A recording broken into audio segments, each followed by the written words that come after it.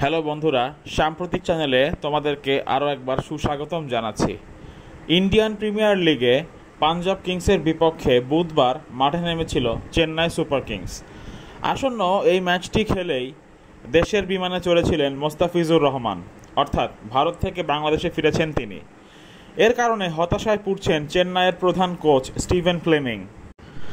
5 ম্যাচের টি-20 সিরিজ খেলার জন্য বাংলাদেশে চলে এসেছে জিম্বাবুয়ে জাতীয় ক্রিকেট দল। মূলত আফ্রিকান দলটির বিপক্ষে 20 ওভারের সিরিজের কারণে চেন্নাই শিবির ছেড়ে দেশে ফিরতে হলো মোস্তাফিজকে। মোস্তাফিজ ফেরার পর বড় ধাক্কা লাগবে চেন্নাইয়ের বোলিং বিভাগে। এবারের আইপিএলে হলুদ জার্সিধারীদের বোলিং আক্রমণের অন্যতম ভরসা ছিলেন বাংলাদেশি এই কাটার মাস্টার মোস্তাফিজুর রহমান।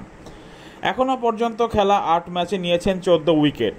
জাসপ্রীত বুমরার সঙ্গে যৌথভাবে তিনি সর্বোচ্চ উইকেট শিকারী হয়ে পার্পল ক্যাপ ধারণ করেছেন। শুধু তাই নয়, একাধিকবার পার্পল ক্যাপ পরেছিলেনও তিনি। তাই তার প্রশংসা না করে থাকতে পারেননি চেন্নাই এর ক্লাসের প্রধান শিক্ষক স্টিভেন ফ্লেমিং।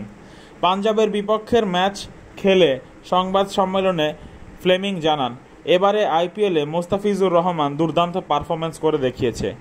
এই কন্ডিশনে সে যেন অসাধারণ। বিশেষ করে স্লোয়ার উইকেট হলে তো কথাই নাই। সে এখন বাংলাদেশে ফিরে গেছে, এটা আমাদের জন্য অত্যন্ত হতাশাজনক। অবশ্য ভুলে গেলে চলবে না, ন্যাশনাল ডিউটি অর্থাৎ দেশের স্বার্থ সবারই আগে। নিউজিল্যান্ডের সাবেক তারকা ক্রিকেটার আরও জানান, যেসব কন্ডিশন মোস্তাফিজের সঙ্গে খাপ খায় না সে সকল জায়গাতেও সে আজকাল অসাধারণ বোলিং করেছে। এই উইকেটগুলোতে প্রচুর পরিমাণে পেস এবং শিশির থাকে, এরপরেও দারুণভাবে মোস্তাফিজ বোলিং মানিয়ে নিয়েছে। এই দলের সংযুক্তি তার জন্য দারুণ ছিল। সে আইপিএলে দারুণভাবে উপভোগ করেছে এবং 2024 আইপিএল সে দারুণভাবে কাটালো। অবশ্য আমরা বুঝতে পারছি আন্তর্জাতিক দায়িত্বের বিষয়টা সবারই আগে।